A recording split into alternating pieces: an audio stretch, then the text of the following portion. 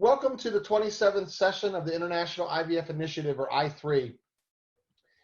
It's our honor to provide you during these unprecedented times with a platform for continued education and collaboration, help you stay busy, productive, and stay in touch with the IVF community and lab scientists worldwide. As Darren mentioned, it's pretty global today, which is fantastic. I3 uses webinars, online materials, and an array of relevant topics. So happy to have you here with us. I want to just take a minute, and this is my second time doing an I3, and I really want to thank Jacques Cohen and Peter Naj for inviting me back and not making me give a talk this time, so I can actually enjoy the talks and do a little bit of hosting again. I3 would like to encourage all professional organizations, if you haven't already done so, to join the initiative and partner with us. Like several local, national, and international groups have already done, and you saw that slide that has a number of the supporters. As a reminder, I3 is a neutral organization with the prime mission to serve you, the reproductive lab community. So please let us know if there are any topics you're interested in and how we can be of help. Of note, all webinars are recorded and posted on the website. So should you want to revisit a webinar, you missed something, you wanted to go back and look at a slide, you can certainly go on to the website there for I3 and have a look. And just to finish up my beginnings here, I'd like to introduce my co-host, Dr. Darren Griffin. Darren is currently Professor of Genetics at the University of Kent in Canterbury, UK. He received his Bachelor of Science and Doctor of Science degrees from the University of Manchester and his PhD from University College London. After postdoc stints here in the great states of America at Case Western, and then the University of Cambridge, he settled at the University of Kent, where he spent the last 15 years of his career.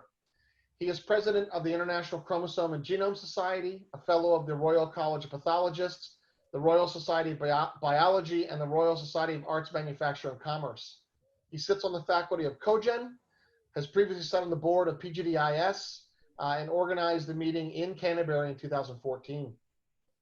Professor Griffin is a world leader in cytogenetics, performed the first successful cytogenetic PGD using X and Y fish probes for sexing, and more recently played a significant role in the development of carrier mapping, an approach he now applies to cattle. Throughout a scientific career of over 30 years, he has co-authored over 200 scientific publications, mainly on cytogenetics, reproduction, and evolution, most recently providing insight into karyotypes of dinosaurs. It's quite interesting work. If you haven't had a look, you should go look at it. It's pretty cool. Thus far, he's supervised over 35 PhD students, including myself, to the completion of their PhD, and his work appears consistently in the national and international news. And he currently runs a vibrant research lab of about 20 people, including internal and external students, maintains commercial interests in the outcomes of research findings, and liaising with companies in the field. So with that, Darren, I'll hand it over to you for a little bit of your side. Hey, Gary, thank you very much. It's fantastic to be here, to be a co-host and moderator with you, covering 3 chapters from our newly released book. It is entitled Pre-Implantation Genetic Testing, Recent Advances in Reproductive Medicine. Now, I'm virtually sitting next to Gary. I wish I was sitting there watching Tottenham Hotspur play, but it's nice to be here anyway. He'll be co-hosting with me for the next hour and a half or so to host this presentation. We can ask questions to our guests and maybe answer a few questions ourselves. But before we get started, I thought I'd better tell you a bit about the young man there, Dr. Harton. He received his Bachelor of Science degree from James Madison University, and as he mentioned, his PhD from here at the University of Kent. His thesis title was Facilitating the Widespread Use of Pre-Implantation Genetic Diagnosis and Testing through best practice and novel technology development. After 20+ years serving in various roles, including both clinical lab and management positions, he began his commercial career performing business development and marketing development roles with 2 prominent genetics companies, a fertility startup and a large reference genetics lab. Gary's been involved in a number of exciting breakthroughs in the field of reproductive genetics, including performing the first clinical pre-implantation genetic diagnosis for an autosomal dominant disease, that was Marfan syndrome, and performing the first clinical PGD for spinal muscular atrophy. In addition, Gary was involved in the team that pioneered non-disclosing Huntington's disease, PGT, where a patient at risk for Huntington's disease could ensure that their children were free from the mutation without discovering their own HD status. He was also involved in the team that discovered and patented carrier mapping, which, as many of you are aware, is a revolutionary new technology allowing practically any genetic defect to be diagnosed in embryos using a single array-based test. Dr. Harton has been certified. Sorry, I need to scroll down. Dr. Harton has been certified by the American Board of Bioanalysis as a technical supervisor in molecular diagnostics, and he's a member of the American Society for Reproductive Medicine, ASRM, as well as ESHRI and PGT-IS. He's currently a member of the board of directors for PGT-S and a member of the special advisory group for UK NECOAS, which he performs external quality assessments for preimplantation genetics. He's also served as the chair of the steering committee for the ESHRI PGD and has been author on numerous peer-reviewed scientific articles, abstract and book chapters as well. He holds teaching positions at East Virginia Medical School, Bryant University, and again here at the University of Kent. Now, folks, we need to tell you that if you want to ask a question to the speakers, can you please do it through the Q&A feature so that it can be sent to Shyster and to me and to be asked through the speakers. Please do not use the chat function for questions. We won't be checking for questions there. They come a little bit too thick and fast, and Shyster will be triaging them for us. Submitted questions, we'll answer them either verbally at the time, either ourselves or the speakers, or later in writing through the panelists after we close the session. Gary, over to you. We'll be spending the next 70 to 80 minutes on this webinar. Today we're joined by some truly distinguished guests who will each be giving a lecture followed by a few minutes for Q&A. Our panel today includes Dr. Darren Griffin, who we've already introduced, Ms. Andrea Victor, who Darren will introduce later, and Dr. Leigh Simpson, who also Darren will introduce. We're thrilled to have them on and contribute their expertise on the subject of PGT and other things for Dr. Simpson, because he is not just a PGT person. Their disclosures and affiliations can all be found on the website and in their biographies, so no need to worry about that if you want to have a look at that. And then lastly, I'm super excited that Darren and I, this session is all about a book that Darren and I just finished editing, of which Andrea, Darren, and Leigh all have chapters in. And Giles, one of the guys here on I3 that works behind the scenes tirelessly on I3, has worked with CRC Press to get a few free books to give away. And so we're going to give one of those books away right now. We have been posting on social media everywhere we can think 5 pictures. We asked for a caption contest. There's the 5 pictures. Thank you, Thomas, for doing that. So we asked for captions for these 5 pictures. We got some pretty funny captions. We had a quick little meeting ahead of time. And Thomas, you want to flip to the one we've chosen? So there's the one we've chosen, submitted by Perina on behalf of her IVF unit, which is fantastic, Perina, that your whole IVF unit can enjoy this book, hopefully. So the caption here obviously reads, "Gary, how do you stay looking so young?" Because obviously I look super young. And Darren says, "Good genes," right? So congratulations, Perina and the Homerton Fertility Unit. That's book number 1. At the end of the webinar, we're going to have a pub quiz style trivia contest that includes 3 questions. There we will use the chat function so that in case anybody wants to continue putting in questions, they can. The first person that answers all 3 questions correctly on the chat function, don't shout it out, put it on the chat. The first person with 3 correct answers will win another copy of the book. And then lastly, if you don't win a copy of the book today, we're happy to share a discount code with you that allows for 20% off the book should you wish to purchase it yourself after hearing a little bit about the book today. So without further ado, I'd like to hand the reins over to Professor Griffin for his talk on PGT-SR. Okay, thank you very much, Gary. I will just share my screen. And as Gary mentioned, I'm going to kick off with PGT-SR. This is chapter 4 in the book. And I'm very grateful for the contribution of my friend and colleague, Chara Ua, who wrote this with me. So, preimplantation genetic testing for structural rearrangement, sometimes referred to as the third wheel of preimplantation genetic testing, perhaps the least well known of the areas. So to give you a little bit of an overview, I'd first of all like to give you a bit of an introduction to structural chromosome rearrangements. I'd like to talk a bit about the origins and types of balanced chromosome rearrangements. Move on to PGT-SR in practice before discussing some of the issues surrounding PGT-SR, and then finally some conclusions. So, structural chromosome rearrangements, they're among the major abnormalities accounting for infertility, and the point is here they involve abnormalities of chromosome segments, not of whole chromosomes. They can be balanced, obviously, so if they're balanced, then there's no apparent loss or gain of genetic material, and carriers are often not affected. They're not affected provided that the arrangement doesn't disrupt genes in any way. But nonetheless, carriers are at increased risk of transmitting infertility, miscarriage, stillbirth, or indeed affected liveborns. Now, they're at risk of having offspring or fetuses with unbalanced translocations. And yes, they can miscarry. Yes, they can be stillborn, but of course they can be children with mental and or physical disabilities.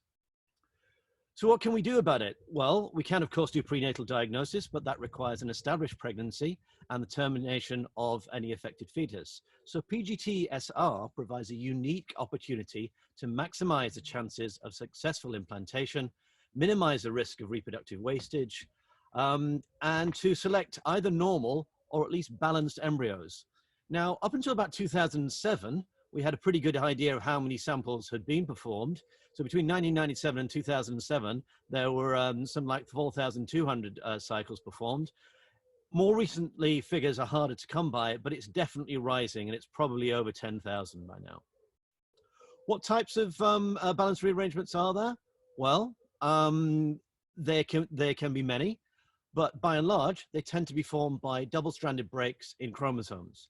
Those breaks can be anywhere in the genome, but there are breakage hotspots. I won't go into listing all the mechanisms that can lead to structural chromosome rearrangement. You can see them listed there. But usually in a PGT-SR case, we're talking about the carrier parent passing on the abnormality to the child. And by and large, that makes it something like 3 times more likely than a de novo structural rearrangement occurring. These are just some examples of chromosomal rearrangement. So reciprocal translocation, you can see in the top left there, a Robertsonian translocation, an end-to-end fusion of 2 acrocentric chromosomes, an inversion here. So in this hypothetical chromosome labeled A to G, the gene order has been rearranged to A, B, C, F, E, D, G, a complex rearrangement such as the one here, or indeed an insertional translocation. To give you a little bit of an idea of how a translocation, a reciprocal translocation forms, you see the chromosomes are just lying on top of one another. They both break and then reform in the wrong way. Now that's fine for the individual involved as long as a gene isn't disrupted, but it can be bad news in meiosis. So here we can see the normal 2 chromosomes labeled N1 and N2, the 2 translocation chromosomes labeled T1 and T2. Now, these chromosomes have got to get through meiosis. So they've got to pair and they've got to synapse. Now, to do that, they've got to form a pairing cross like this. Now, both chromosomes, 2 chromosomes can go to one pole, 2 chromosomes to go to another pole. That's called a 2-2 translocation segregation.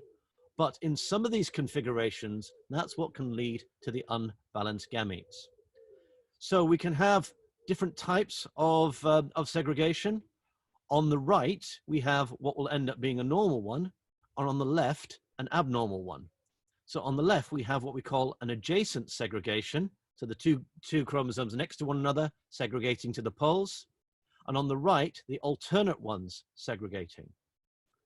So you can see then on the left, we end up with daughter cells that have both gains and losses of chromosomal rearrangements, like so. Whereas on the right, you can see top right, we have normal chromosomes, and bottom right, balanced chromosomes. So when we then get into meiosis 2, what then happens is that the chromosomes then go and segregate accordingly.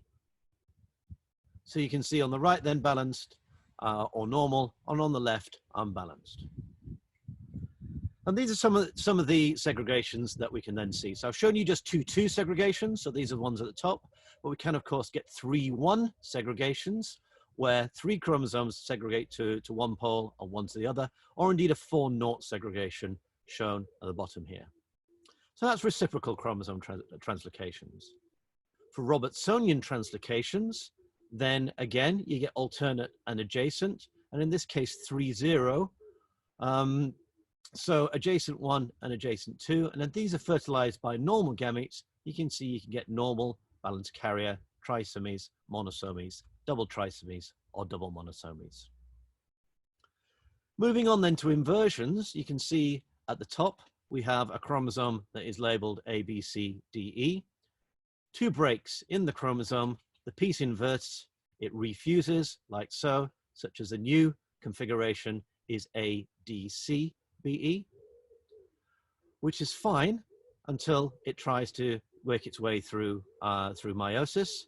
So instead of forming a pairing cross like a translocation would, then in this case, A has got to pair with A, B with B, C with C, D with D, and E with E. And to do that, the configuration is a loop, like so. Now, if we get a recombination event in that pairing loop, then what will happen as the chromosomes begin to unwind in the first meiotic division, like so, you see the spindles attaching, then it unwraps in a strange configuration such that you get an acentric fragment and indeed a dicentric bridge, like so. So the acentric fragment not having any centromeres will probably disappear, and then we'll get some sort of breakage here that can impede meiosis, again causing fertility problems, but of course leading to deletions in the chromosome like so, such that when it segregates in meiosis 2, and you can see here now we have certain chromosomes with bits missing, like so. So this is the problem. This is how the chromosomes can arise. And some of the people, the PGT-SR patients who are coming along to the clinics are carrying these translocations. And this is usually determined by karyotyping. Now, in terms of how we go about detecting it, then it very much mirrors what we see in the world of PGT-A. And we're going to hear from Andrea in a moment about PGT-A. So first of all, the biopsies are, as for any form of PGT, can be polar body, blastomere, or trophectoderm. Tends to be trophectoderm these days. Traditionally, we would splat the cell down onto a slide and perform FISH. The FISH was then obviously superseded by whole genome amplification, followed by array CGH, or more recently by NGS. But of course, carrier mapping or indeed haploarithmesis can detect chromosome translocations. So we'll just go through these in a little bit of detail.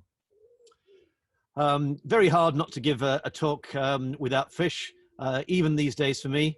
So just showing you an example of a FISH experiment here and the design of the probe. So what tends to happen is there would be a centromeric probe, another probe, another couple of probes that was somewhere just below the telomere. It requires a preclinical workup. It requires fixation of cells to the slide.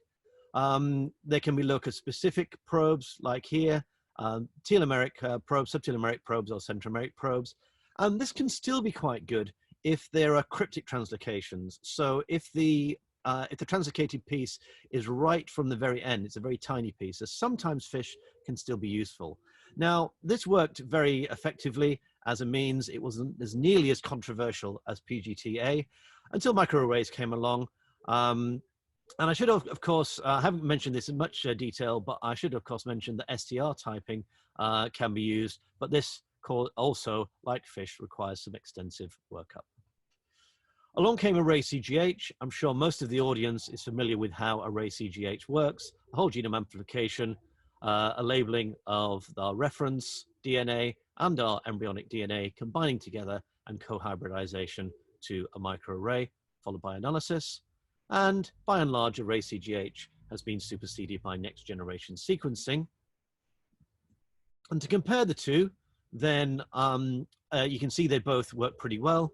But as with PGT-A, our NGS gives us a cleaner signal, a bigger dynamic range, and if there's any level of mosaicism in our PGT-SR samples, then our NGS can pick it up.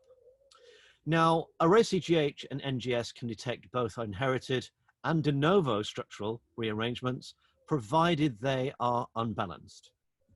Our carrier mapping, on the other hand, can detect our imbalance. So that can be as here, for instance. So this green and yellow stripy pattern is indicative of an extra chromosome segment, or if it were black, it would be a missing chromosome segment.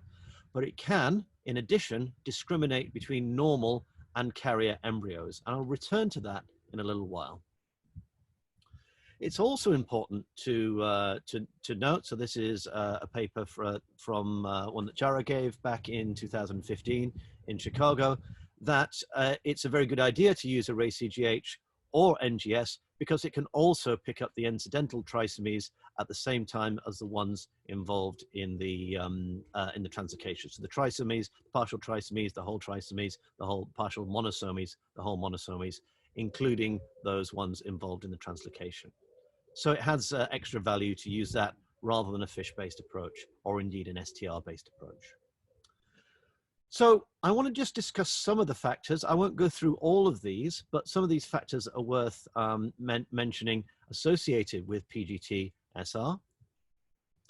So it's very important for genetic counselors to be getting their heads around these segregation patterns so that they can counsel patients about the foreseeable risks involved in their treatment.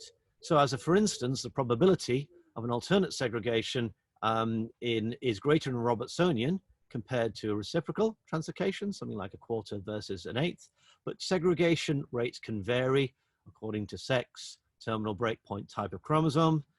Other things that have been suggested that might affect meiotic segregation with the stage of biopsy. Well, there's no great evidence for that. No great evidence for a maternal age effect for segregation, although other chromosomes involved that are being picked up are obviously more likely to be affected in older women. And then there appear to be more normal embryos at later stages, so some evidence of selection, although the jury is a little bit out on that as well. So we know, for instance, in PGT-A, that the embryos tend to be less aneuploid. Whether the segregation patterns depends which paper you want to read. I want to give a mention here to the concept of an interchromosomal effect. So if you're not familiar with the concept of an interchromosomal effect, or ICE, then essentially what that means is if you have one abnormality already, e.g. caused by an unbalanced translocation, does that make another one, e.g. a whole chromosome aneuploidy, more likely? Well, this has been studied in sperm and in embryos. In sperm, there's no evidence for this for inversions or translocations, except some studies report that there might be an effect if the sperm parameters are already quite poor. In embryo studies, some papers have supported evidence for a interchromosomal effect when there's a Robertsonian translocation, but not for a reciprocal translocation. But it's fair to say that there is still debate and no consensus for the presence of an interchromosomal effect at the time of writing. It's worth giving a mention here to whether we should deselect balanced carrier embryos. So I mentioned a moment ago that carrier mapping, for instance, can detect balanced carrier embryos. So although the translocation may seem balanced, there may be additional or missing nucleotides, so microdeletions or microduplications, perhaps caused by imprecise non-homologous end joining. This can result in a disease phenotype. So for instance, Alagille syndrome is an apparently balanced translocation, but a microdeletion is caused there, and it does lead to this particular pathology. Now, even if there is no phenotype, a balanced translocation carrier, the resultant child, will have the same reproductive problems as the parents. So there is some debate about whether these should be prioritized or whether normal embryos, not carriers, should be prioritized over carrier embryos. Now, as I mentioned, carrier mapping, haplorhythmasis, but also a technique called chromosomal phasing at the base level, or base phasing, can detect carriers. And importantly, this can be done without preclinical workup, like I mentioned for the fish or for the STR typing. So, in conclusion, therefore, PGT-SR is perhaps the least well-known form of PGT, but nonetheless is an effective treatment for large numbers of carrier couples. It also detects de novo segmental gains and losses. Imbalance is caused by an abnormal chromosome segregation, which can lead to implantation failure, to miscarriage, or to affected offspring. It's basically piggybacked on the technical advances that have come about through PGT-A, which, as we know, is far more popular. So by and large, the techniques are near identical for detection. The biggest limiting factor, however, in PGT-R is the availability for abnormal or at least balanced embryos. The segregation patterns are affected by the type of translocation. So whether it's reciprocal versus Robertsonian, for instance, or for instance, if it's an inversion or a complex translocation, it's dependent on the chromosomes involved, and it has a sex-related effect as well. It's not per se affected by maternal age, but the number of aneuploid embryos from other chromosomes obviously have a maternal age effect. There are various techniques available. FISH can still be used in rare cases, SNP-based techniques like carrier mapping, but also array CGH and NGS. Importantly, however, it's very, very crucial that we keep developing and publishing the data sets, because this is constantly a tool for our genetic counselors who, as we know, are at the coalface in counseling the patients here. So that's it from me, and on behalf of Chera, thank you very much for listening, and I'm more than happy to take some questions. Darren, thank you very much. I agree. I think, you know, structural chromosome rearrangements are the thing that most people understand the least about. When I go out into IVF centers, I spend a lot of time discussing with clinical staff, embryologists, nurses, doctors, typically trying to help them understand why it's different than just doing PGT-A, right? Yeah. So I think it's really important to have talks like this for the embryology teams to understand just how different and why we have to look at these things differently, why there's maybe some workup, why it might cost more money, why the results might take longer. There's a lot more that goes into it. Can you talk a little bit more about carrier mapping and specifically whether there's how the workup works for a structural chromosome rearrangement? And if you know, I'm always asked this question. I don't remember ever seeing it published, but anybody publishing a series of patients where they've actually delineated carrier structural chromosome rearrangement carriers from balanced, balanced from normal. Have you seen that published anywhere? Do you know who's doing that? So to answer the first question, the workup such that it is very much the same as if it were for a monogenic disorder. So you run both the parents and a reference individual. So you would need some sort of reference there in order to establish whether the embryos are carriers. So that can be a family member who's balanced, for instance. Then in the same way as carrier mapping, you're asking, is it the same as a reference or not? So in that case, you can trace the origin of the abnormality. Now, I can remember looking at the very earliest ones of these, and it became immediately obvious that we could detect the balanced over and above just by the pattern of the chromosome segregation pretty much straight away. Now, the extent to which someone has published that, I'd have to look back myself, Gary. I think I've seen so many examples of them, I'm struggling to remember whether they've been published.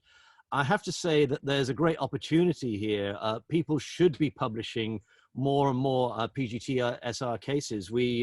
Chara and I went through as many of the cases that the case studies that we could find, and there's not that many out there. and what are theoretically segregation patterns and what occurs in the real world are not necessarily the same thing. So yeah, I'd strongly encourage people to do it. Now, I'm just trying to remember, because I see preprints, I see papers that I've reviewed. I'm trying to remember whether there's one out there in the literature at the moment. I don't recall, if I'm honest, but they're certainly coming. Yeah, I think it's something that we need more information on and more data, because again, most people in the field, or a lot of people in the field, and certainly patients, don't understand it. So I think it's incredibly important to keep pushing. Thank you very much, Darren. I'm going to hand it over to you and let you introduce our next speaker. Okay, fantastic. Well, it gives me great delight to introduce to you Andrea Victor. Not only is Andrea a PhD student of mine, as was Gary once upon a time, but she's done absolutely fabulous work over at the Zuvis Clinic over on the West Coast there. She's published some amazing papers already, and I can tell you they've been highly cited in many ways. Between us, we wrote the chapter on PGT-A. So Andrea, Chara Ur again, and also Alan Thornhill, who I believe is with us today. So Andrea, I will ask you to unmute yourself, and I'll ask you to share your screen, and please tell the audience a little bit about PGT-A. Absolutely. Okay. Hi, everyone. Thanks, Darren, for that introduction. Really happy to be here. Yeah, talking to you guys and about this chapter, or giving you a little bit of an overview of a chapter that I helped piece together on the story of PGT-A. Yeah, really honored to be in such star-studded company. So really, thank you so much to everyone for having me. So what I'm going to try to do is just walk you through the chapter that we wrote in a very, very abbreviated way, starting off with just a brief history, then an overview of PGT-A, where we are today, a little bit on aneuploidy and mosaicism, and then I'll gloss over prospects of non-invasive PGT-A. So just jumping right into it. So preimplantation genetic testing for aneuploidy is essentially testing embryos in an effort to determine their ploidy status. It's used for different purposes, but notably to screen for aneuploidies that can lead to the birth of babies with chromosomal copy number syndromes, also to reduce miscarriage rates, since almost half of first trimester abortions are due to chromosomal aberrations. And it's also utilized with the intention of improving IVF outcomes. So for example, reducing the time to pregnancy. And kind of note of PGTs, or of the different preimplantation genetic testing applications, testing for aneuploidy is the most prominent, but also one of the most controversial. So global figures are kind of hard to come by for PGT-A, but over the past, I'd say 20 years or so, it's been estimated at least that there's been over 100,000 PGT cycles. And of those, about 80% of them were PGT for aneuploidy. And there appears to be this increasing demand each year. So a very brief history of PGT-A. Where did this all come from? Where did it start? And the first example of PGT was in rabbits by the detection of Barr bodies, which is a way of sexing rabbit embryos. It was first applied in humans using PCR for Y-specific repeat sequences. So again, this was for sexing, with the idea of being able to control for X-linked conditions by just transferring female embryos. And it was soon replaced by fish, so using probes for X and Y. And then additional chromosomes were added, so specifically those that are associated with live-born syndromes and considered high risk. And then, yeah, so clearly with the intention, I guess, of reducing the risk of offspring with these live-born syndromes. And then they started adding, there was chromosomes that were added that are associated with spontaneous abortion. So like 16 and 22, again, in order to deselect these embryos for transfer. So this might not seem like a big deal, but in my mind, it really constitutes kind of a seminal shift in the use of aneuploidy screening. So basically we're shifting from harnessing this technology to reduce disease and conditions that can persist until birth, and kind of broadening its application with the intention of improving IVF outcomes by, for example, reducing the risk of miscarriage. So What that means is today, the main referral categories are then recurrent miscarriage, recurrent implantation failure, advanced maternal age, severe male factor, all of which are associated with increased aneuploidy.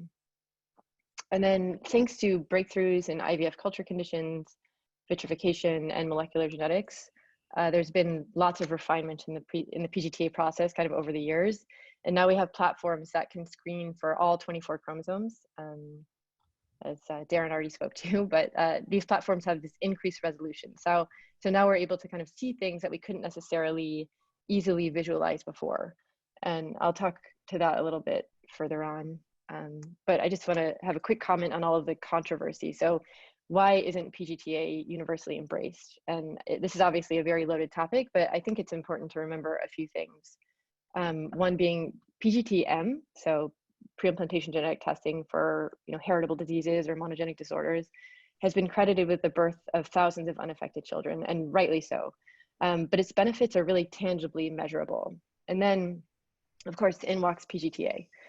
So there's a good number of studies that attest to its efficacy. There's retrospective analysis, RCTs, non-selection trials, you name it, all of which attract criticism for something. So sample size, study design, interpretation.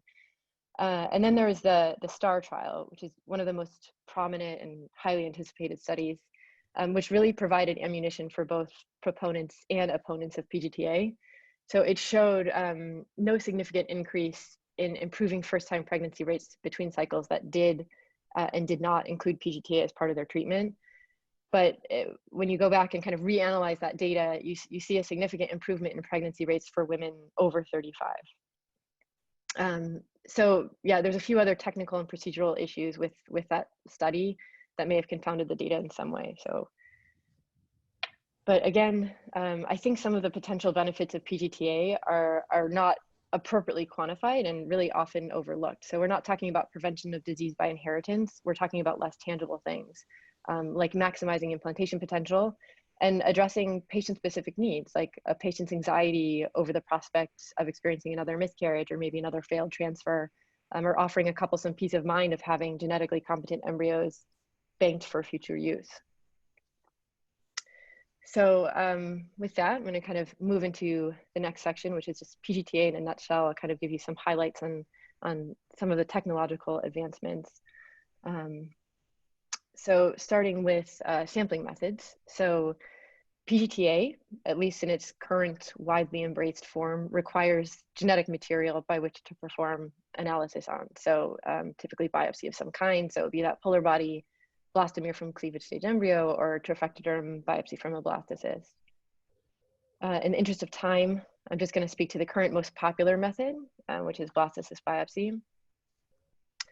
I'll just play this video for you and I'll kind of talk over it. But so for starters, improvements in IVF culture conditions has led to higher blastulation rates in vitro and really opened the door to routine blastocyst biopsy, along with improvements in vitrification methods. But more specifically, a blastocyst typically has 100 cells or so, and removing somewhere between 2 and 10 of these cells is less likely to have an adverse effect on future embryo development, since it means removing a smaller proportion of cells to embryo when compared with like a cleavage stage biopsy, for example. It means more cells or more genetic material by which to perform testing. So this typically translates into fewer amplification failures, a lower chance of misdiagnosis, and allele dropout. Also, we know that chromosomal mosaicism is lower in blastocysts when compared to their cleavage stage counterparts. And also notably, it reduces the cost of PGT-A since there's fewer embryos that require biopsy, since fewer embryos will reach the blast stage due to attrition.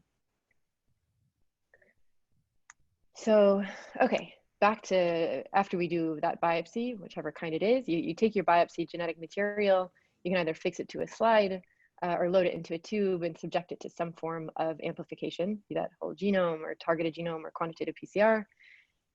Then different tools can be utilized for actual analysis. So I could get into the good, the bad, the ugly of each of these, but I'm just going to really gloss over this. You've already seen the slide once today. But basically, we've gone through many iterations in technology. So FISH, array CGH, NGS, SNP chip, carrier mapping, quantitative PCR, and a lot of these are still in use. But currently the most popular is NGS, or next generation sequencing, and it's really become the workhorse of modern PGT. So these platforms, and specifically NGS, offers a significantly higher resolution. So meaning we can visualize our trophectoderm biopsy or the cells that we load into our tube more deeply. So essentially examine them with a higher power microscope. And we can see things like mosaicism or segmental aneuploidies. So just to give you a visual of what a cohort of cells that are of mixed karyotype, so mosaicism might look like. On the left, you see a fully euploid biopsy result, and there's 2 copies of all 22 autosomes and 2 copies of X, so that's a normal female. In the center, you see an abnormal male sample with a monosomy at chromosome 16. And then on the right, you see kind of an intermediate result where we can kind of deduce or we suspect that of the cells that were biopsied, maybe around 25% of them or so contain a monosomy in chromosome 2, and the remaining cells were euploid. And because of this higher resolution, small segmental gains and losses or subchromosomal aberrations, so not just whole chromosome or full chromosomal issues, can also be picked up in some cases. So these may have been overlooked with previous platforms that couldn't look at genetic material with this level of magnification. So I think that this is all very exciting, and these advances in technology are really shedding light on issues like mosaicism and segmental abnormalities and their prevalence in advanced human embryos. And we're really learning more each day, but with it, of course, it's kind of ushered in a whole host of other questions and issues that need tackling. So to me, it's kind of, I live in San Francisco, and the fog, especially in these summer months, it just feels kind of analogous to this whole thing. So as soon as you think the fog is clearing up, it just rolls right back in again. So these technological advances in PGT-A have offered us lots of clarity into the human blast, but we pretty quickly find ourselves back in the dark trying to tackle all these new questions that they present. So what do we do with this additional information? You know, how do we manage it clinically, or what does it all mean? Next, I'm going to, I guess, not really address those questions here, but I'm going to move right into our next section, which is aneuploidy and mosaicism. It's kind of what we know. So this is a small diorama of a euploid embryo. So we see normal complement of chromosomes in each of the cells. Here we see a uniformly aneuploid embryo, which has extra or missing chromosomes in all cells, but such that all cells are karyotypically concordant to one another. And this also includes embryos with uniform segmental aneuploidies. Then we have a cartoon here of a mosaic embryo, which contains 2 or more chromosomally distinct cell populations in an embryo or a fetus, so including the placenta. So it could contain, you know, a euploid and aneuploid cell lines, or 2 aneuploid cell lines that are not concordant, and so on. So aneuploidy, the headlines, it's aneuploidy is the leading cause of mental retardation in humans. It's the leading cause of pregnancy loss, a leading cause of obstetric complications like IUGR. It can lead to imprinting syndromes through UPD. It's a leading cause of infertility, and a leading cause of repeated IVF failure. So it seems like aneuploidy is bad, and we should kind of do what we can to deselect aneuploid embryos for transfer in an IVF cycle. However, like most things, is it really that simple? You know, what about mosaicism? So mosaicism in human IVF embryos, what do we know? So we know it was first detected in humans by fish in 1991 by Professor Griffin. So obviously your previous speaker and also one of your moderators, so feel free to direct all questions to him. I would love to kind of have the time to review all the literature on the incidence of mosaicism, but that's really for another day, or feel free to read the book. But basically all studies kind of say something slightly different. But there are some suggestions out there that mosaicism rates vary between IVF clinics. And if this is true, we need to evaluate culture conditions, biopsy techniques, etc. And the incidence of mosaicism also depends on the PGT-A platform that's used, and the thresholds that are being used to define mosaicism. The implantation potential of mosaic embryos depends on the timing of the segregational error. It also depends on the proportion and lineage of the affected cells. So, for example, could the aneuploid cells be confined just to the trophectoderm? And also the type of abnormalities and the chromosomes involved. So how does aneuploidy and mosaicism arise? There's kind of an endless list here, and I'm sure you're all dying for me to come through each of them in great detail.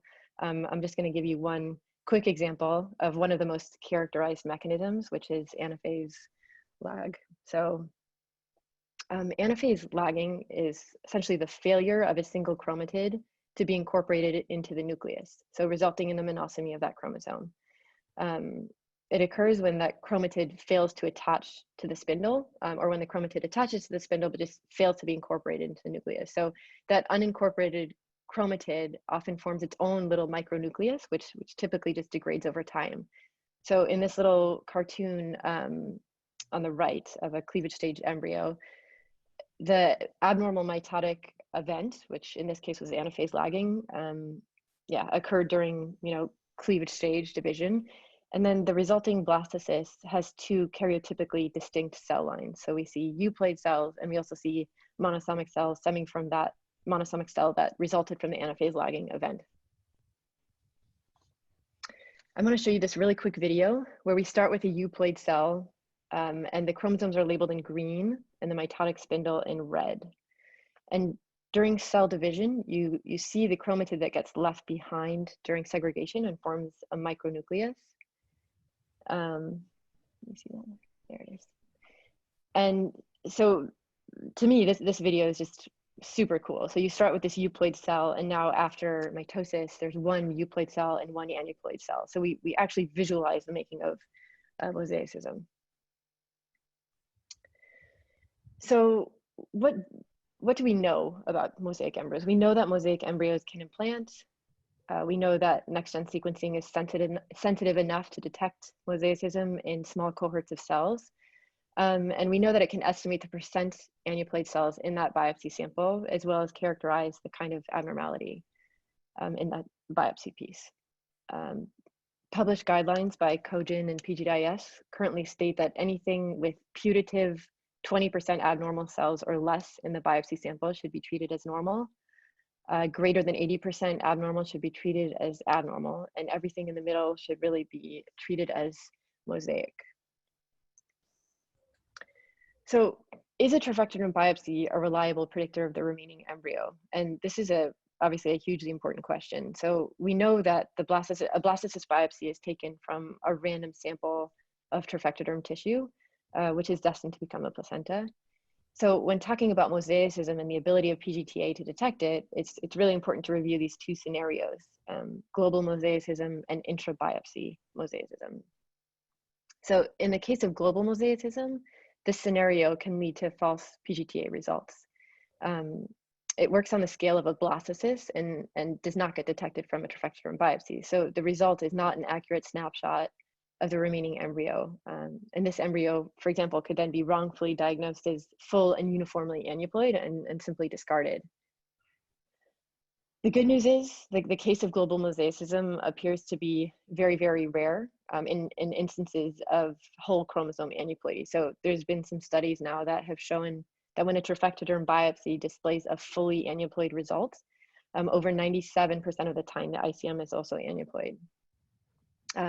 I should mention that segmental aneuploidies, however, are definitely significantly less concordant, and the jury's still out on what and how to handle these, but it seems like we shouldn't be discounting them just yet. So in instances of intra-biopsy mosaicism, on the other hand, the mosaic composition is captured by the PGT-A result in the trophectoderm biopsy, though we still don't necessarily know if the percent aneuploid cells or the aneuploidies present in the biopsy truly represent that of the remaining embryo or the ICM. And PGT-S and Cogin say in the absence of a euploid embryo that mosaic embryos can be transferred.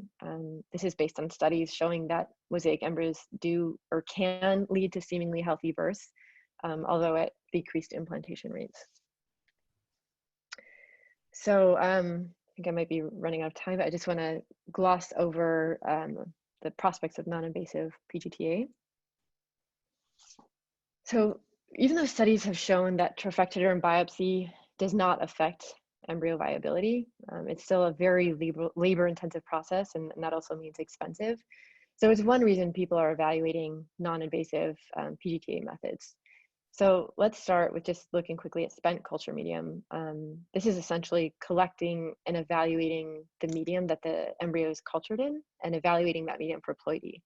So it's trying to look at cell-free DNA derived from the embryo, although the mechanism by which this is derived is still really unknown and not well characterized. But right now the results are kind of mixed as far as concordance between trifectoderm biopsy and spent culture media. But we might not need a one-to-one substitute of trifectoderm biopsy. So maybe there's a place for a low resolution screening tool for labs that don't perform trifectoderm biopsy. But people are still kind of refining this technique, and who knows, maybe one day it will replace trifectoderm biopsy entirely, but for sure it's a rapidly evolving field, and if successful, I think will definitely revolutionize PGT-A. So there's also groups that are working on blastocentesis, which is using the blastocele fluid to evaluate embryo ploidy. So the way that can be done is you can extract that blastocele fluid by inserting the ICSI needle and just aspirating it out of the embryo cavity. And then this fluid is essentially what's used to evaluate for ploidy. So blastocele fluid alone has kind of displayed mixed results as far as concordance with trifectoderm biopsy is concerned from different groups. But there are groups that have reported pretty good concordance between trifectoderm biopsy when they compare it to a combination of spent culture media and blastocele fluid. So when they pool those two things together. And then last on my list of non-invasive methods is, last but not least, is morphokinetics and time-lapse. So some studies have shown that embryos exhibit different kinetic behavior in cell division patterns according to their ploidy. And others have really refuted that claim. Some are looking at a correlation between morphokinetic patterns and implantation potential rather than strict ploidy status. So this may not necessarily replace PGT-A, but could instead offer kind of an added benefit to perform in parallel. So just kind of quickly sum things up. Still heated controversy on the efficacy of PGT-A, but it's likely here to stay. Biopsy, usually of the trifectoderm. Diagnosis is predominantly by NGS, and higher resolution platforms have really provided us new insight and given us a lot to think about, and probably moving forward, only more things to consider. There's great promise for non-invasive PGT-A, especially spent media. And who knows, maybe one day every embryo will undergo some form of PGT-A as a snapshot for the overall health or implantation potential of an embryo. And with that, yeah, thank you, everyone. Okay, Andrea, thank you very much. That was fabulous. Now we're just going to take one or two questions, if that's okay. So from Lara Martinez, can you just comment on the reported embryo's ability to correct genetic mistakes? So do you think that occurs? Do you think that's a real thing? Yeah, well, that's super interesting. So I think it can be in cases of mitotic errors and mosaicism. I think the ability of a fully aneuploid embryo from a meiotic error from early on, I think there's been very little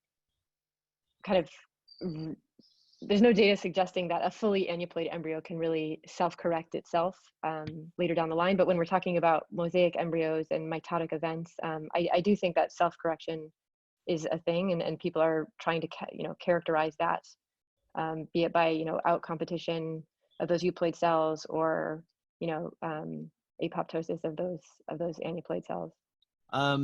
Jacques Cohen has a question about the STAR trial. Do you have any idea why there weren't many patients over 40 and an emphasis on the under 35s? Have you any idea why that was the case?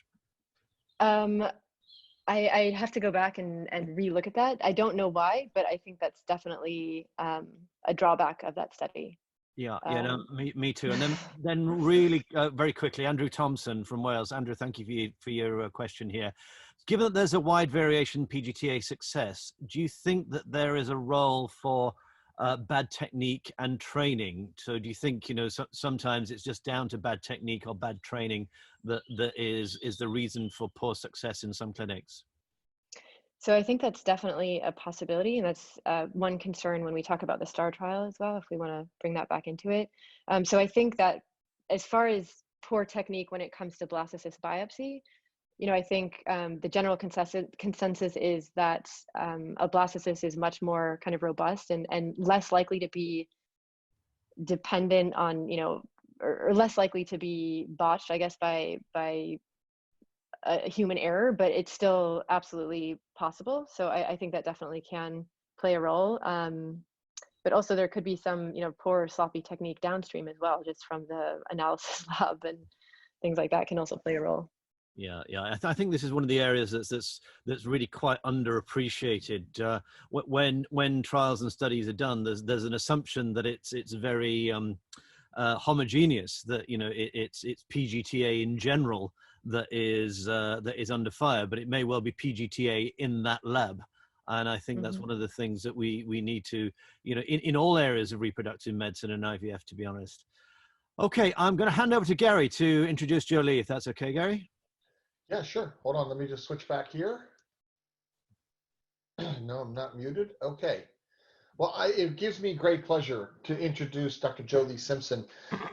If you are a PGT person, you've probably seen Dr. Simpson speak somewhere.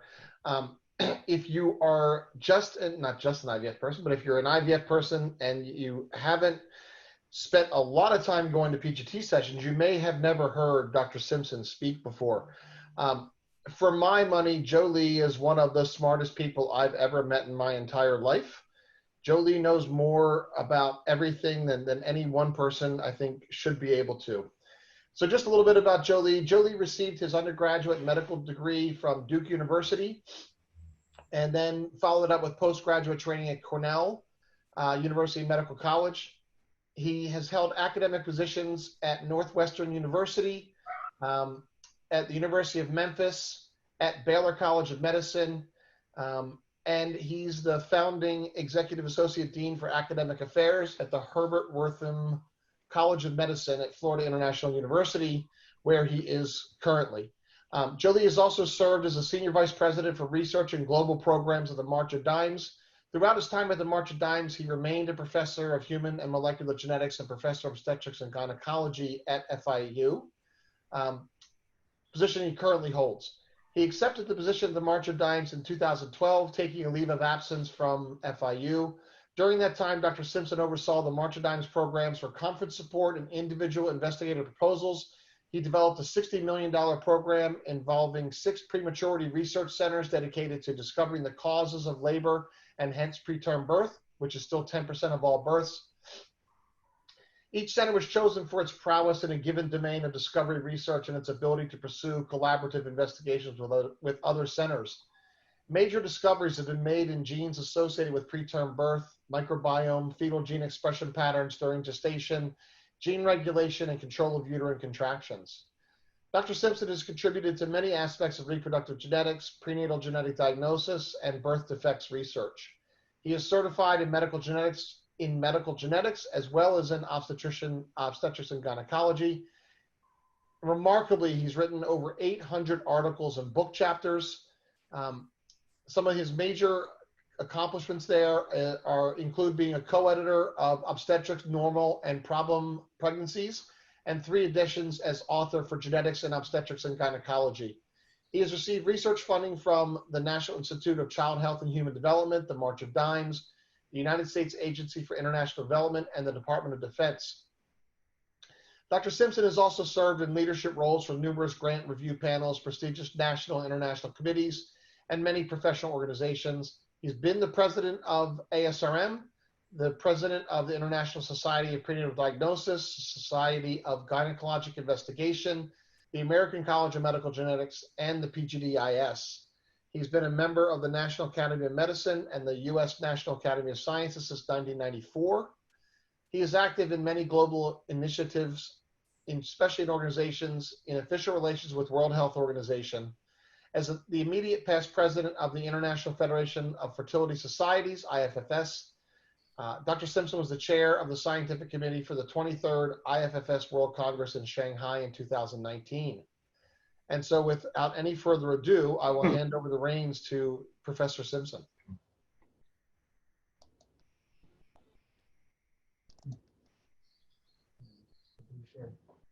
This one. Thank you very much, Gary. Thank you for that gracious and flattering comment. I'll ask for a copy of it so I can remember what I have been alleged to do. So I am grateful for the opportunity, Gary and Darren, to participate in your excellent book. I'm looking forward to perusing all of the chapters to correct what I may have said in my own chapter. So I was asked, as the title shows, to comment upon the general areas of PGT in the future. So this is great fun. I didn't really have to do a lot of literature review for this because I'm speculating on where we're going to go in the future. And I'd like to note the collaboration that I've done with Reproductive Genetics Innovation, whose faculty members are also members of the FIU faculty. Let's see. Trouble advancing it. Is that one? No. Okay. All right. Okay. Okay. So Dr. Victor really took us through the basic issue of why game changing is going to occur in PGT as well as any field whatsoever. And that's technology. So just to speculate, remember what happened when we were still in the cleavage stage era. So the famous Masterbrook paper, and I won't comment upon it, except it was cleavage stage embryo. We were forced to look at fish. We had very little real robust molecular technology that was available at the time of that 2007 publication. Fast forward just a few years, we had a race CGH for 24 chromosome fish that was available for the first time. We moved into the routine area of trophectoderm biopsy. We were able to vitrify the embryo after biopsy, something that was not possible before that. And it became possible to amplify DNA, to look at a wide variety of indications concomitantly to the original indication that would occur. So I'd like to comment about, follow up what Andrea just said about the application of cell-free DNA, because that is the most immediate area of advance, and one in which with 100% assurance, I can say this is going to be a game changer in ways that Andrea did not mention. I think we're going to have huge increased indications for PGT for a variety of indications, not only to select an embryo to avoid disease, but also to select a better euploid embryo. And finally, I'll speculate just a little bit at the end about the potential role for gene editing. So in the area of cell-free DNA, there are three areas, and the first one has been alluded to by the previous speaker. But the concept is basically the same in all of the potential indications that we have indicated. I'd like to start with in which there is a tremendous literature, and that's the concept of cell-free DNA in maternal plasma, because I believe we're going to apply that to confirm the accuracy of PGT-A, and we're going to use that to indicate which individuals should have PGT-A to reduce the frequency of miscarriages and which ones might not. And then finally, as we have alluded, there's a cell-free issue in culture media that I will not need to comment any further on. So here's the concept. In maternal plasma during pregnancy, there are short fragments of maternal DNA as well as fetal DNA. So these are presumably evolved from apoptotic and other mechanisms in which cells that are not performing well are jettisoned so that they do not mess up differentiations in those that are normal. So we have known since the early 2000s that we could look at maternal as well as fetal DNA in the maternal plasma. The fetal fraction is a fairly small proportion of the total cell-free DNA, which is, of course, predominantly from the mother. So in general, the amount of fetal cell-free DNA that has moved from the placenta into the maternal circulation needs to exceed about 4%. So I haven't heard that comment very much in terms of media, but it's well established in the literature and in the routine way that biotech companies assess that. It's also important to realize that the fetal DNA, shown here by the red, is admixed with the maternal DNA. So the concept that one would separate this by some technique or the other is really not necessary. That's the key thing, and is a huge difference between looking at intact fetal cells in the maternal plasma or the maternal blood in order to assess this. So the reason that's not necessary is twofold. Number one, if we're looking for a paternal disorder, autosomal dominant, such as Marfan's or Huntington's disease, as an example, all we need to do is to detect that mutant sequence, because the mother, we know, is normal. So if the father has Marfan's and the issue is, does the fetus have Marfan's, all we need to do is to select the mutant sequence, which has to be from the father, and therefore it has to have been from the fetus. So the father gave his DNA to the fetus, it floats into the maternal plasma circulation. Another example for the obstetricians on the session today is to the management of RH disease. So one gets isoimmunization during pregnancy with real damage to the fetus.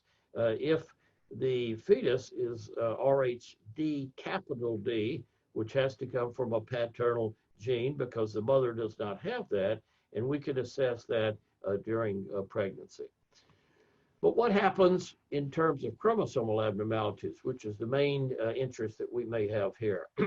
The main interest here is that when you have trisomy 21, you have 3 chromosomes, all being each expressing a small amount of transcript, but we could manage by looking at the DNA content. So here we're not looking at the qualitative difference that we did for monogenic disorders that I illustrated previously, but we're looking for numbered amount of DNA. So here's the principle.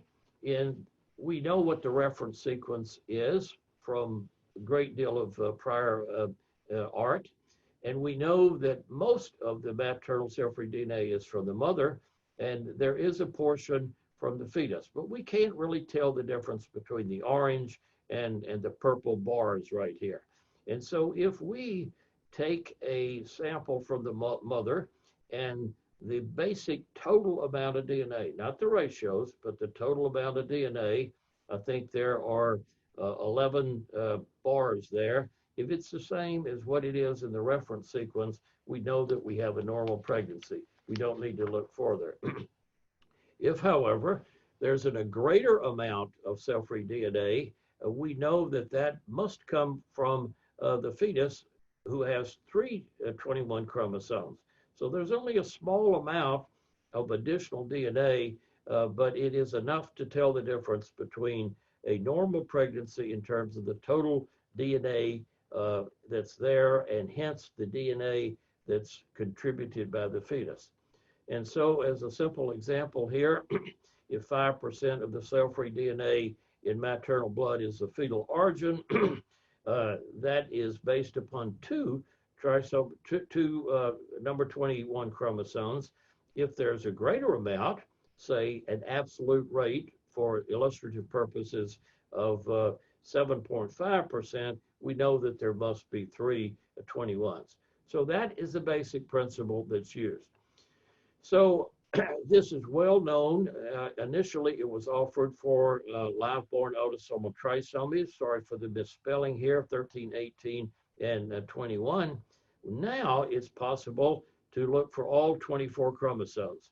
So this can be done and is reported in terms of searches for a quote, rare autosomal trisomy, but we don't really care about rare autosomal trisomies in an ART PGT cycle. We are interested in 24 chromosome testing.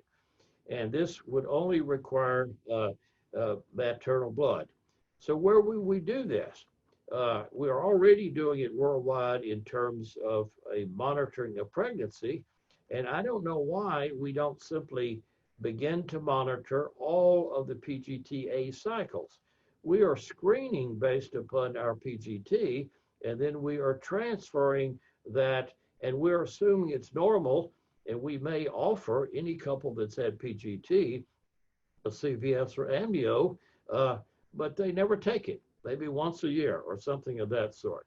So this can be used during pregnancy to confirm the accuracy of PGT, and I think it needs to be considered for quality management and quality assessment of a given cycle.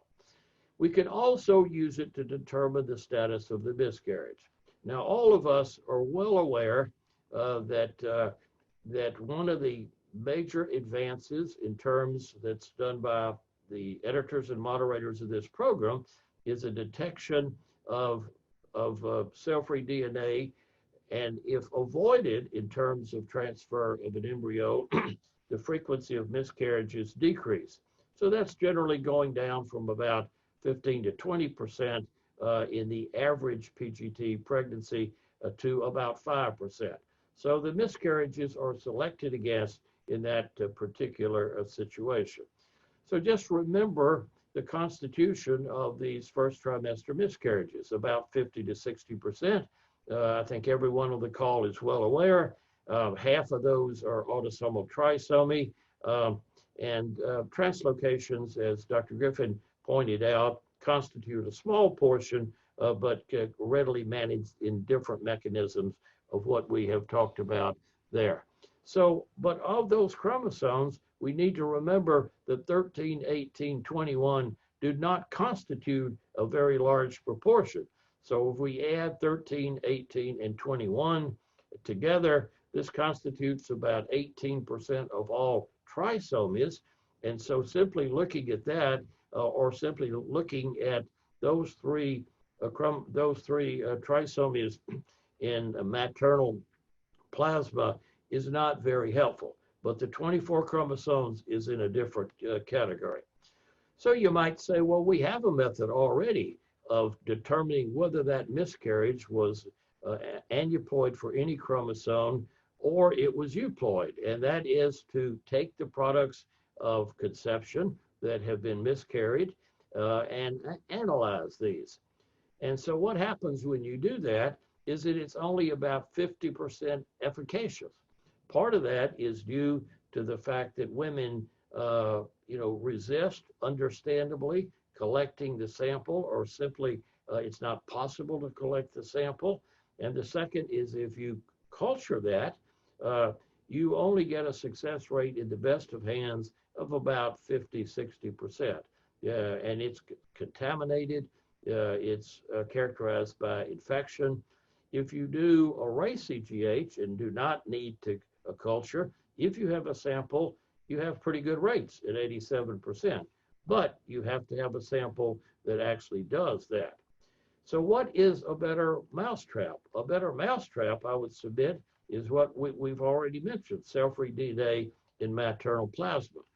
And therefore, this is an alternative to the inefficient connection and inability to culture cells, depending upon your technique.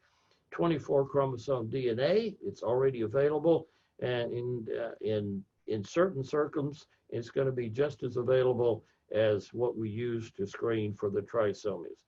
Now, the reason that's relevant is that if we're going to offer PGT-A, I would submit that we should be offering it only to circumstances in which there's recurrent aneuploidy. That's a different topic about the recurrent, but let's say stop for now with just the fact that the miscarriage has been aneuploid.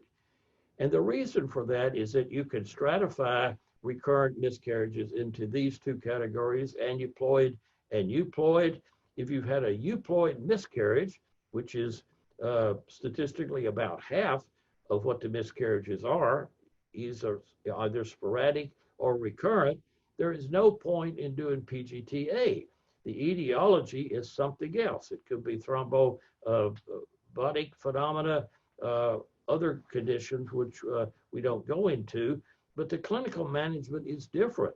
There are lots of tests that would be done in that circumstances, and we would do totally different tests if there were an aneuploid etiology, and we should be doing PGT-A in that situation. We can skip that, I think. Final few slides, I wanted to speculate in different areas other than PGT-A. And the first is PGT-M. So let's just skip down to number 2 and 3 first.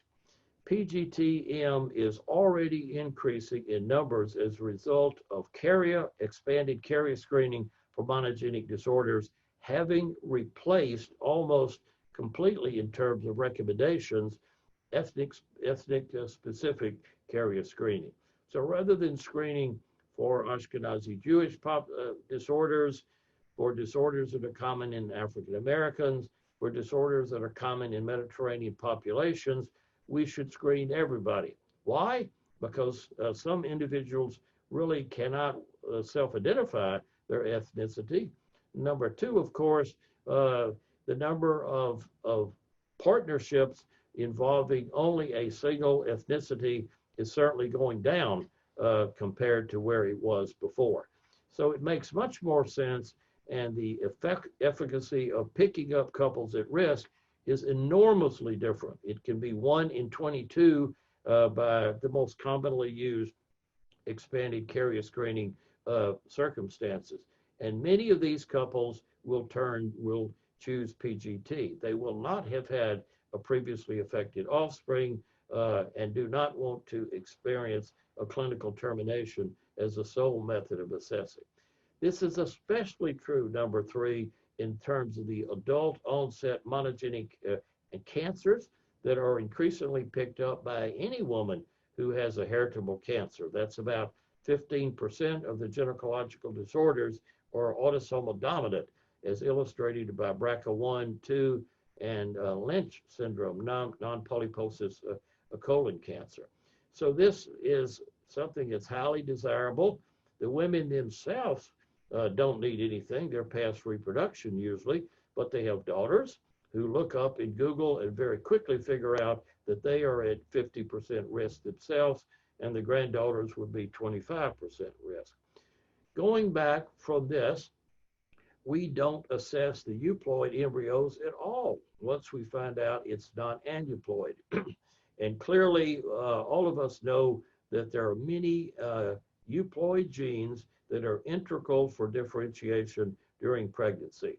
And I would submit that this is the next great frontier in terms of PGT. We're going to look routinely for whatever the indication may have been, structural abnormalities. It could be a specific PGT indication, as we've alluded to here, or recessive or autosomal dominant disorders. But at the same time, we have the DNA. Why don't we look for selected embryonic genes that are pivotal for differentiation? Finally, this is really speculative, but there is increasingly raised interest in the possibility of correcting an aneuploid gene. There are certain circumstances in which couples might not even want to discard embryos and select the ones that are euploid and normal for whatever condition you have looked at. So, and the answer they would say, and good debates are occurring these days, is we have CRISPR, we can use it for a variety of circumstances. Why don't we use it for gene editing and remove the aneuploid, the offending, so to speak, aneuploid chromosome that is trisomic, and allow normal pregnancies to occur. And sometimes this may be the only embryo that is available. So I think we've gone over areas that really are plausible. So just to remind you, in closing here, we've looked at cell-free DNA, which I believe should not only be explored in culture media, but without argument about whether 80% at best is good enough to assess the embryo. I would say already right now, we can use this to determine the status of a miscarriage, which would be an indication for PGT-A. I think in terms of single gene disorders, the PGT field is going to increase in numbers, partly and perhaps even mostly as a result of indications due to expanded carrier screening, as well as women who have gene panels in order to facilitate their treatment of heritable cancers, but has the dividends, so to speak, that their offspring will be identified and will seek PGT-A. And finally, gene editing, as we talk about all the time, is great fun to speculate. It is science fiction, but sometimes science fiction comes through. So I'd like to thank Gary and Darren for inviting me to participate in this very efficient and well-won session here. Thank you. Thank you very much, Leigh. Very much appreciate that. And I always love hearing you look into the future. So we just have time for one question. We're running quite late. So I'm going to give you this one question, and then guys, every other question that has been asked, and if you have any more, type them in. All these questions will go to the panelists and the three speakers, and we'll publish all the answers as we see them on the website. So Leigh, the question for you is, as you're looking into the future, do you think that in the future de novo mutations will be assessed routinely during IVF? In other words, not just things we know about or gross chromosome changes, but looking at the, we know there's mutations all the time. Will we ever get to the point where we can look at those routinely during IVF? Well, I think we can do that, Gary, in the same way that I alluded to looking for embryonic development genes. And I think what can be done here first is to determine which ones are most likely to occur. We can't sequence the entire embryo, of course, that's unrealistic. But for example, fibroblast growth factor 2 and 3, which account for, among the two in aggregate, about 50% of skeletal abnormalities, and a very significant proportion, about the same, for de novo mutations as a result of advanced paternal age. So I think rather than a sweeping statement that we would pick up all de novo mutations, it is realistic to pick up the most common ones, and that is more or less what we do in medical genetics anyway, from the prenatal diagnostic situation. Yeah, that makes sense. Thank you very much. Thank you very much for the great talk, Leigh, and thanks for looking into the future a little bit for us. Okay, Darren, it's over to you for pub quiz time. Okay, well, first of all, there's a few thank yous. So a big shout out to the founder of this initiative, Jacques Kahn, Peter Nage, Tom Elliott, Shaista Shazruddin, to Mary Sabateas, and thank you, all of you, for your vision and ambition to start this invaluable platform. Also, thanks to our co-authors, to Lana, to Anne Vakuliev, to Alan Thornhill, and to Chera Ur, who I think many of whom are on the call today. So, audience, can you join me and give a gigantic virtual applause to all of our founders, please? Let's have a round of applause.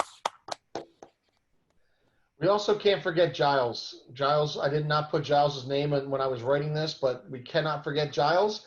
He's the one that concocted this idea, Darren, of letting you and I host a webinar, which was a dangerous precedent to set, really. Giles, you're a mad impetuous fool. Yeah, so thank you for taking a leap of faith on us, Giles. I hope we did okay. Okay, so the pub quiz. So here's how it's going to work. I'm going to ask a question, and you can type your answers now into the chat box. Well, you're gonna ask all three questions at one time because Thomas is gonna put up the special slide with all three questions. Yeah. So wait till he does it. You read it. Yeah. And then the first one in with 3 right answers, first one in 3 right answers wins the free book.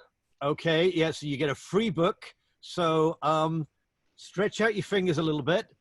Okay. Are you ready? First Thomas, answer. you ready? Correct. Okay. So what year Oh, was? there we go. Okay, good. What year was the first paper, the first clinical paper on PGT published?